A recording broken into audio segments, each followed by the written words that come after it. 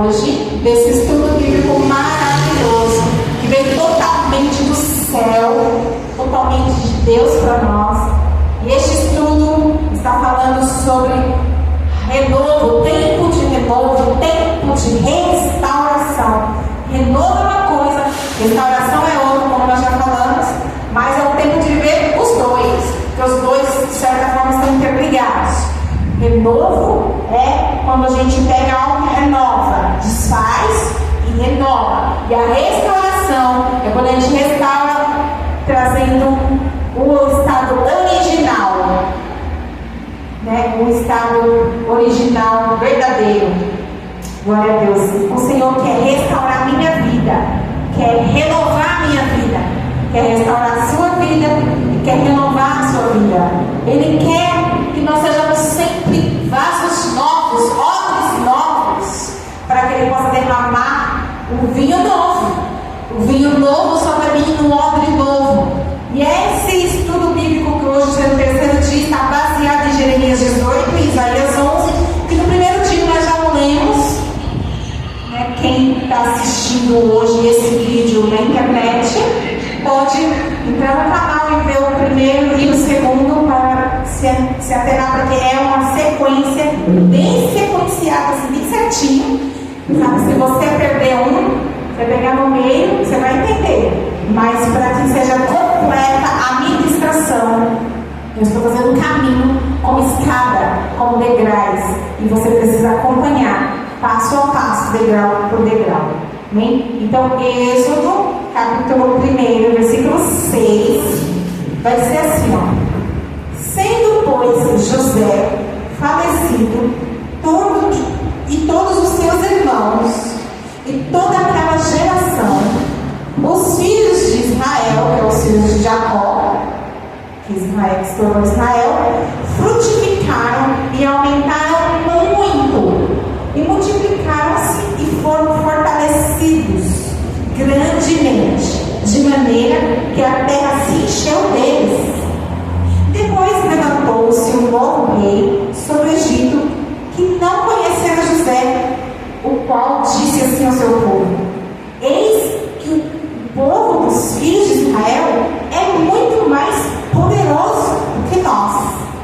Eia, usemos sabiamente para com ele, para que não se multiplique e aconteça que, vindo guerra, ele também se junte com os nossos inimigos e peleje contra nós e suba da terra.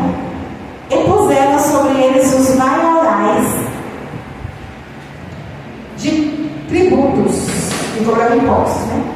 Para afligir com suas cargas, porque edificaram a Faraó cidades de tesouros, Pitom e Ramsés. Mas quanto mais o afligia, tanto mais se multiplicava. Ora, na mesma medida, né, dá para entender, na mesma medida que eles o afligiam, é a mesma medida que eles se multiplicavam. E tanto mais cresciam de maneira que se enfadavam por causa dos filhos de Israel. E os egípcios faziam servir os filhos de Israel com dureza. Assim lhes fizeram amargar a vida com dura servidão, em barro, em tijolos, e com todo o trabalho no campo, e com todo o serviço em que serviam com dureza. A primeira parte que nós vamos falar aqui hoje é zona de conforto. Nós sabemos que esse povo desceu ao Egito no tempo que José era o governador, por conta de uma escassez, ou seja, de uma fome que estava no mundo. E quando eles foram para lá, porque lá tinha comida, eles foram para ser cuidados e protegidos pelo governador do Egito, que era da própria família, José. E eles ficaram habitando naquela terra. E aí depois passou-se anos e anos e anos. José morreu, os irmãos dele, toda aquela geração daquele tempo morreu, inclusive o faraó, que nem tinha conhecido José. Talvez sabia aquela história, mas não tinha conhecido.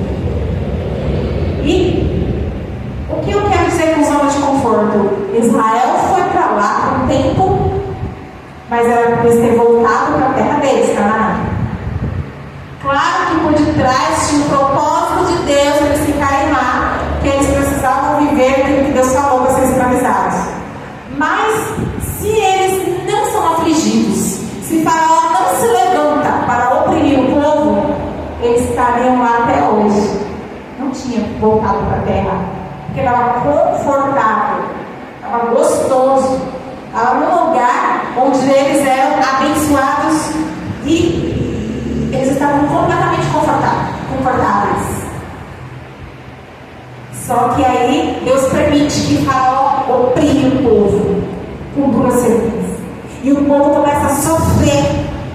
Amargou a vida deles com dura servidão. Eles ficaram na amargura, eles foram tão amargos ali na dura servidão. Plano de Deus pode dizer assim para eles: vocês precisam sair daí. Vocês não podem permanecer aí. Então eu escrevi aqui, ó, zona de conforto. Deus nos permite a opressão e o esmagamento para sair do lugar que um dia foi bom. Exemplo disso, vou dar um exemplo do nosso dia. A gravidez de uma mulher. Existe um tempo para que aconteça a fecundação até o parto. Dentro do ventre, dentro do útero, o bebê está super confortável, está gostoso. Está num lugar quentinho, aconchegante, sentindo a mamãe, recebendo tudo pronto. Não precisa mastigar, não precisa respirar. Está ali num lugar tão gostoso. Está muito bom no ventre da mãe. Só que chega um tempo que ele não pode mais ficar lá dentro. Porque se ele permanecer lá dentro, ele vai morrer. Existe a hora certa de sair dali. Só que ele não quer sair. Então o que acontece? O próprio organismo começa a fazer contrações. E a mulher começa a sentir dores de parto. E as contrações vêm empurrando o bebê para fora. E essa contração vai empurrando o bebê tem que sair, ele não tem opção. Ele tem que sair. E a mulher, ela vai fazer força junto com a própria contração do útero e o bebê vai sair. Vai ter que nascer. Ele é obrigado a nascer. É um processo difícil, porque ele não quer sair dali de dentro. E dependendo do bebê, se ele já tinha algum problema de rejeição dentro do ventre, ele não vai querer mesmo sair. Porque o mundo é um lugar desconhecido, inseguro, frio. Ele não conhece. É um pouco, como eu posso dizer a palavra? Algo que você não conhece, é um pouco inseguro. Vou usar essa palavra, mas não era essa. É um pouco instável. É um lugar desconhecido, que para ele não vai trazer segurança. E aí, Israel estava sentindo dor de parto lá no Egito. Precisava sentir as contrações apertando e falando: saia desse lugar, saia desse lugar. Então, quando eles foram oprimidos, eles começaram a clamar: Deus, o Senhor prometeu uma terra para a gente. Deus, o Senhor prometeu que ia nos abençoar. Nos tira dessa opressão, nos tira desse lugar. Começaram a clamar por tanta dor que eles sentiam, tanta aflição. Eles clamavam ao Senhor dia e noite. E eles clamavam com a alma, com o espírito. E olha que eu não sabemos quantos anos durou o clamor deles a Deus. Mas Deus tinha um tempo para tirar eles dali. Muitas vezes na nossa vida, nós ficamos na zona de conforto, em lugares que está gostoso, confortável. E este lugar pode ser um ministério, este lugar pode ser uma casa, um bairro, pode ser tantas coisas. Às vezes a pessoa se esconde, muitas vezes, atrás de um instrumento musical, ou atrás de liderança de um grupo, ou talvez até atrás de uma coisa tipo limpar a igreja. A pessoa se esconde ali e ela não quer sair para viver o propósito que Deus chamou ela para viver.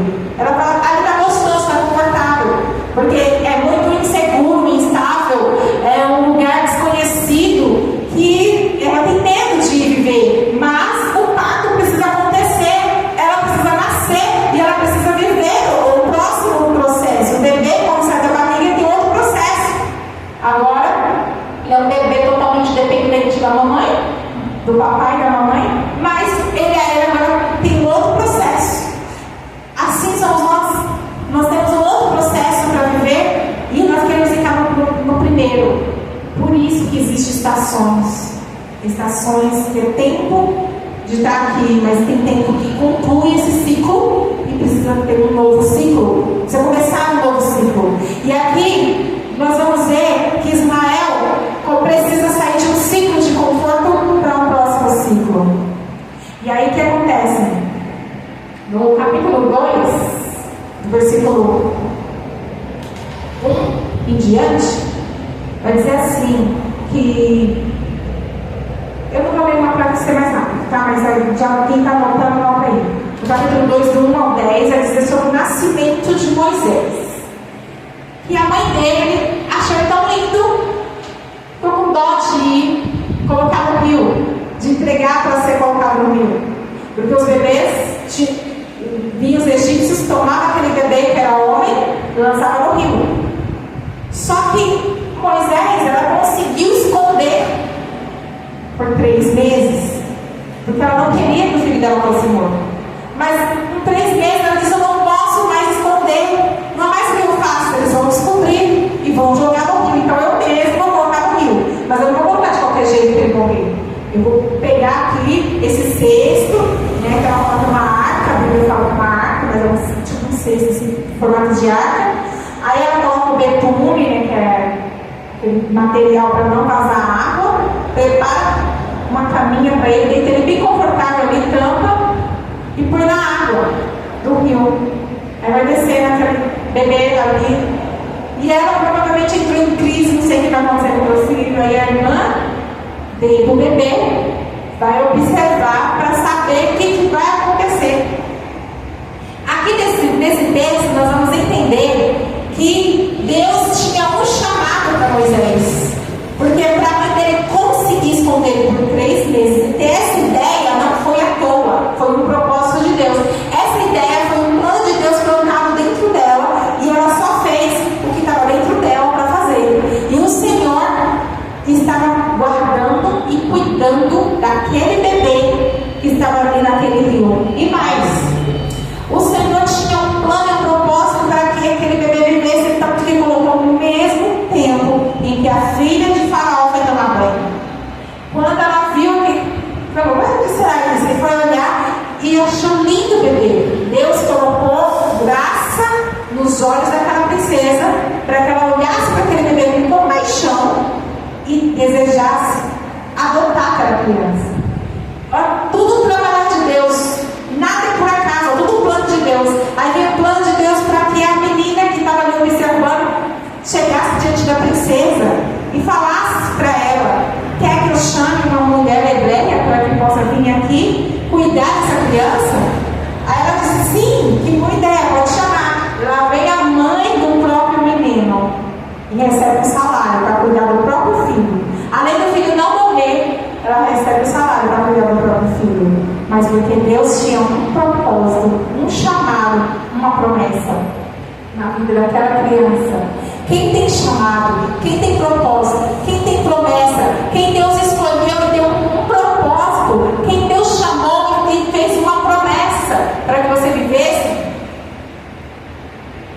saiba que você está sendo cuidado por Deus. Você está sendo guardado por Deus. Faraó pode decretar a morte de todos os meninos, mas Deus guarda um menino. Todos os outros morreram, mas Deus guardou um, que seria a resposta da oração, do clamor de Ismael e da dor de parto deles. Ele seria o parteiro, queria fazer o parto de Israel. Aleluias. Glória a Deus. Todo nascimento, ou seja, todas as pessoas que nascem têm um propósito. Até aqueles que morreram ali tinham um propósito. De repente o propósito deles era realmente morrer, mas tinha um propósito. E Deus guardou a vida e cuidou nos mínimos detalhes de Moisés. No versículo 11, capítulo 2, vai dizer assim, ó: aconteceu naqueles dias que, sendo Moisés já grande, saiu a seus irmãos e atentou nas suas cargas e viu um varão egípcio que feriu um varão hebreu de seus irmãos, e olhou a uma e a outra banda, e vendo que ninguém havia ali, feriu o egípcio e escondeu na areia. dia seguinte, e eis que 2 varões hebreus contendiam. E disse assim ao injusto: por que feres teu próximo? No qual disse: quem te tem posto a ti maioral e juiz sobre nós? Pensas matar-me como mataste o egípcio? Então temeu Moisés e disse: certamente esse negócio foi descoberto. Ouvindo, pois, Faraó este caso, procurou matar a Moisés. Mas Moisés fugiu de diante da face de Faraó e habitou na terra de Midian e assentou-se junto a um poço. E o sacerdote de Midian, não, depois eu leio essa parte, para aqui. Assentou-se no poço, vamos parar no 15.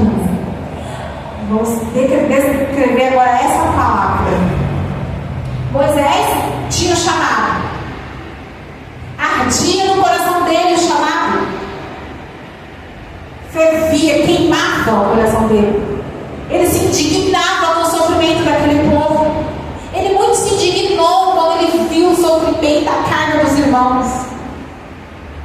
Provavelmente Moisés tinha uma vida muito gostosa, confortável, dentro de um palácio, neto de Faraó. Ele tinha privilégios, a melhor roupa, a melhor comida, a melhor cama, provavelmente os melhores estudos. Ele era letrado, então ele estudou as melhores ciências do Egito. Ele era o príncipe do Egito, mas indignado, incomodava ele olhar para ele em todo esse conforto e olhar para os seus irmãos, para o povo dele, da origem dele, sendo castigado, afligido e sofrendo daquele jeito.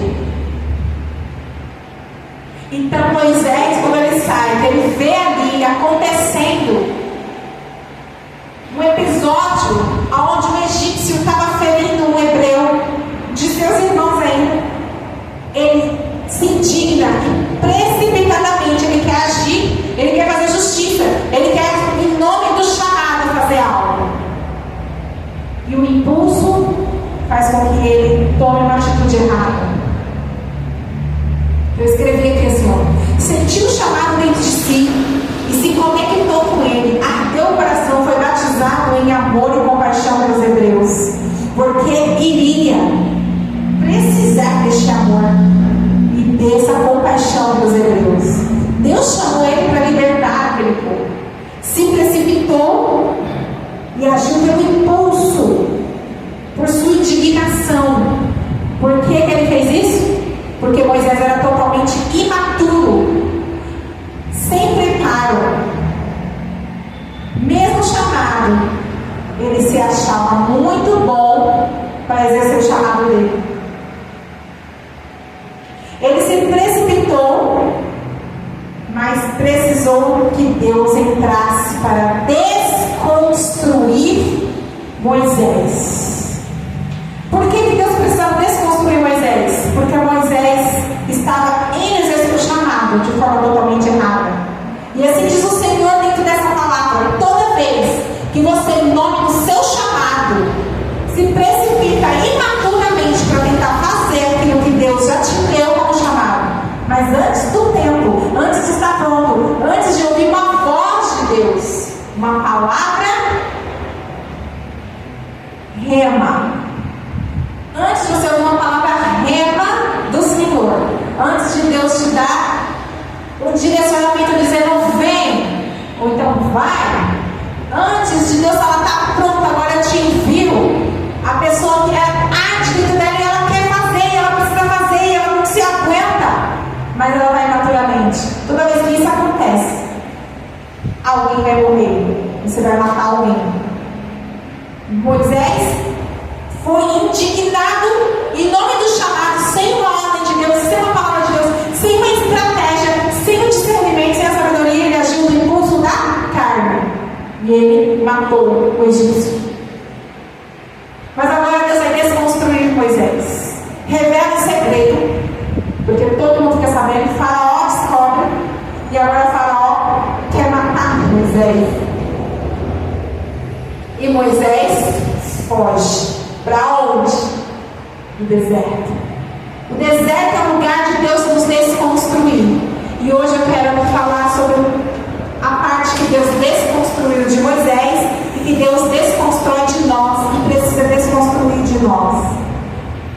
Precisou ser desconstruído de que ele precisava se esvaziar. Na semana passada nós falamos da desconstrução de Abraão, que era desconstruir do legado geracional que ele tinha, porque ele tinha que sair bem da parentela para começar um novo legado, agora a partir dos princípios de Deus. Vamos agora hoje falar da desconstrução de Moisés.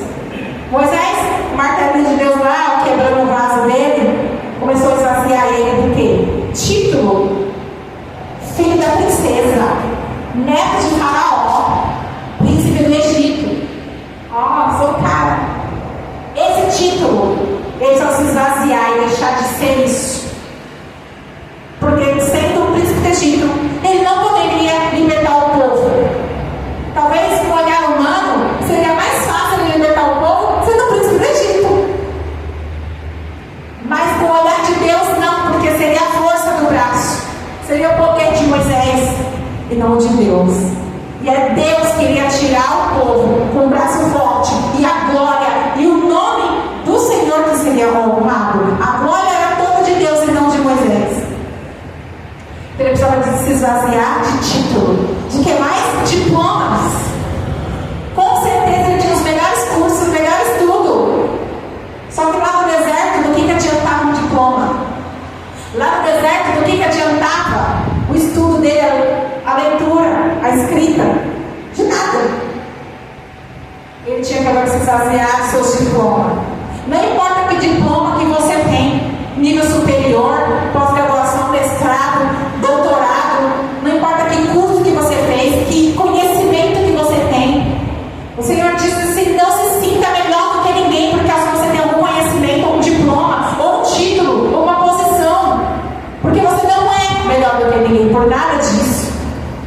E muitas vezes a gente pensa que somos alguma coisa melhor do que alguém, por conta de ter um conhecimento que o outro não tem, por ter um entendimento que o outro não tem, por ter um título que o outro não tem, por ter uma posição que o outro não tem, e o Senhor vai nos desconstruir. Toda vez que nós estivermos neste lugar, Deus vai desconstruir. Às vezes você está passando por um processo, às vezes você está vivendo coisas que você não consegue avançar, não consegue prosperar, está amarrado e não vai, não sai, se repete a mesma história, porque Deus está te desconstruindo. Só que você não está entendendo, não está se submetendo ao processo. Outra coisa que Deus estava desconstruindo dele, além do título, diploma, ser intelectual, estudado, do orgulho, da altivez, da arrogância e prepotência. Porque ele achava que devia fazer alguma coisa, mas ele não foi consultar a Deus. Ele achava que tinha que fazer alguma coisa que ardia o chamado, mas ele foi com a forma humana. Isso chama arrogância e prepotência. Quando você acha que você tem a capacidade em si mesmo, de quem você é, na sua própria pessoa, de fazer coisas, até mesmo dentro do seu próprio chamado. E o Senhor precisa tirar esse sentimento de altivez, de se sentir superior.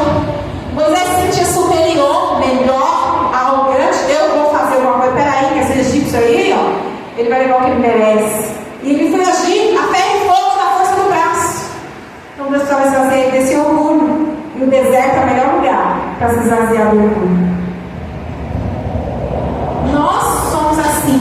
Achamos que devemos fazer coisas, ou estar ocupando lugares, ou ter posição, só porque temos diploma, curso, nível superior, faculdade, que é PhD, porque temos alguma experiência, porque eu já fiz no passado, porque eu sei fazer, porque eu tenho um chamado, meu chamado é esse, eu tenho que estar em tal lugar, eu tenho que estar fazendo isso porque eu tenho um chamado.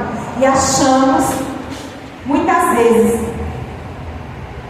que devemos estar em algum lugar em nome do nosso chamado, cumprindo o chamado de Deus. Como? Do nosso tempo, do nosso jeito, no tempo que a gente acha e do jeito que a gente pensa que é. Quando você pensa que é ou que tem direito, porque estudou, porque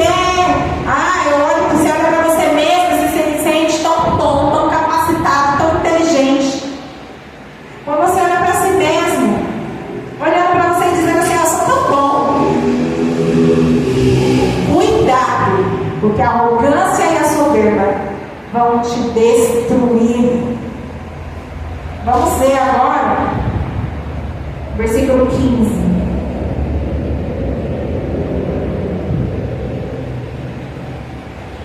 Ouvindo, pois, Faraó este caso, procurou matar Moisés, porque fugiu diante da face de Faraó, e habitou na terra de Midian e assentou-se junto a um poço. Versículo 16 diz assim: e o sacerdote de Midian tinha 7 filhas, as quais vieram tirar água, e encheram as pias para dar de beber o rebanho de seu pai. Então vieram os pastores e lançaram-nas dali. Moisés, porém, levantou-se e defendeu-as, e abeberou-lhes o rebanho. E vindo elas a Reuel, seu pai, disse: por que tornaste hoje tão depressa? E elas disseram: porque um homem egípcio nos livrou da mão dos pastores, e também tirou água em abundância e abeberou o rebanho. Disse às suas filhas, onde está ele? Porque deixaste o homem? Chamai-o para que coma pão. E Moisés consentiu em morar com aquele homem, e ele deu a Moisés sua filha Zípora, na qual tiveram um filho, e ele chamou seu nome Gerson, porque disse: peregrino fui em terra estranha. Agora, para desconstruir, ele vai para uma terra estranha, e lá ele se conecta com essa família, tudo plano e propósito de Deus, porque a família era uma família que temia a Deus, era uma família de bem, e ele se casa, e agora, ele não só vai morar lá, ele vai ter uma família para cuidar. Agora ele faz dele um marido, um pai, e um homem de bem, simples, humilde do deserto. Tem uma família, mas agora não é palácio. Tem uma família, mas agora não é o príncipe. Não tem a melhor cama. Não tem toda aquela regalia do Egito, do palácio, do leque do rei. Ele agora vai ser o provedor da casa. Agora ele vai trabalhar duro para trazer o sustento para a família. Agora ele vai ter que proteger uma mulher e uma criança.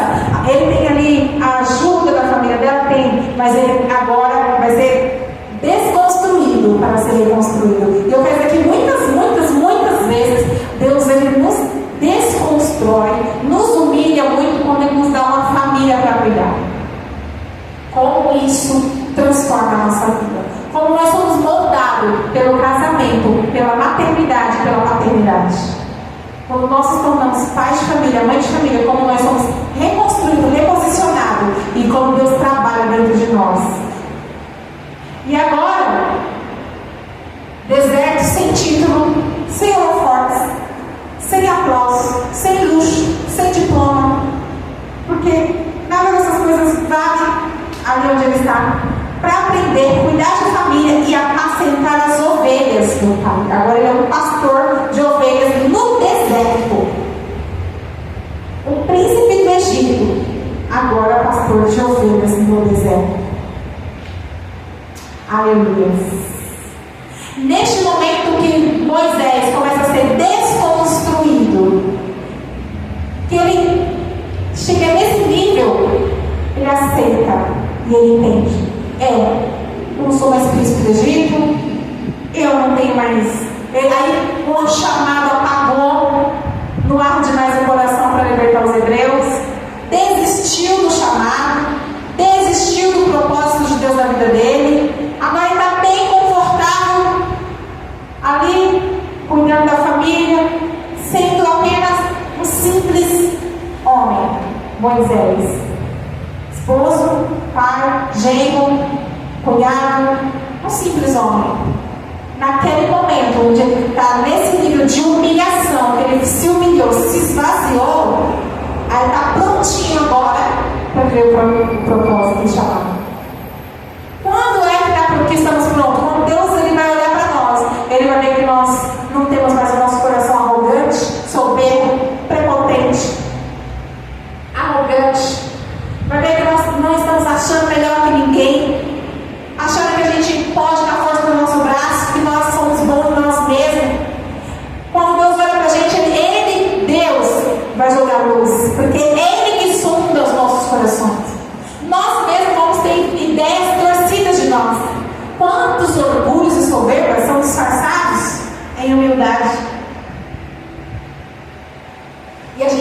que aqui nós somos humildes e na verdade nós não somos. Só Deus sabe. Então Deus, nesse momento, no capítulo 3, que vê que Moisés está ali apacentando as ovelhas, está preparado, prontinho. Aí Deus aparece para Moisés numa sarça ardente. Arder de novo o chamado que já tinha se apagado no coração dele. Aquela sarça ardente representa o coração de Moisés.